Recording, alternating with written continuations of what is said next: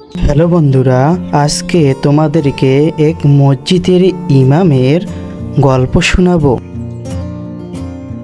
আসসালামু আলাইকুম রহমতুল্লাহ। আইরিন, তুমি কেমন আছো? ওয়ালাইকুম আসসালাম ওয়া রাহমাতুল্লাহ। আসেন হুজুর, বসেন বসেন। তুমি নাকি আমার কাছে কোরআন পড়া শিখবা, তাই আমি আসলাম। আসলে প্রত্যেকটা মুসলিমের উচিত কোরআন শিক্ষা করা। আপনি ঠিক বলেছেন, এলমেদিন শিক্ষা গ্রহণ করতে হবে। তাই তো আমার আব্বু আপনাকে গিয়ে বলছে আসার জন্য। আমি শিক্ষা গ্রহণ করার জন্য আপনাকে আসতে বলেছি। আর আসলে হুজুর, আমার খুব ইচ্ছা কোরআন শিক্ষা গ্রহণ করার। কারণ রাসূল সাল্লাল্লাহু আলাইহি ওয়াসাল্লাম বলেছেন যে প্রত্যেক মুসলিমের ইলমিদিন শিক্ষা গ্রহণ করা ফরজ। তাই আশা করি আমি পড়াবো, তুমি ভালো করে পড়বে, কেমন? কারণ আমরা যখন মৃত্যুবরণ করব, এই কোরআন আমাদের সাক্ষী দিবে।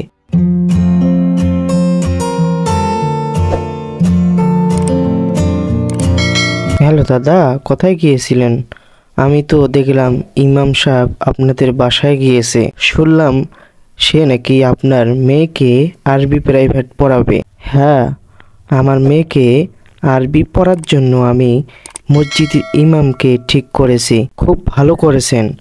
আমিও আমার ছেলেকে প্রাইভেট পড়ার জন্য ইমাম সাহেবকে বলবো। সে সময় পাবে কি পাবে না তাকে আগে বলতে হবে। হ্যাঁ, আপনিও পড়াতে পারেন, সে অনেক ভালো।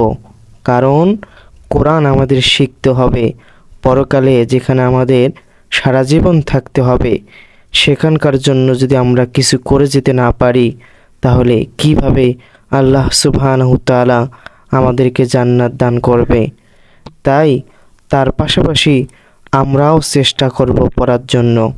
হ্যালো বন্ধুরা, গল্পটি কেমন লাগলো অবশ্যই কমেন্টে জানাবেন। যদি ভালো লেগে থাকে তাহলে চ্যানেলটি সাবস্ক্রাইব করবেন। ভালো থাকবেন, সুস্থ থাকবেন।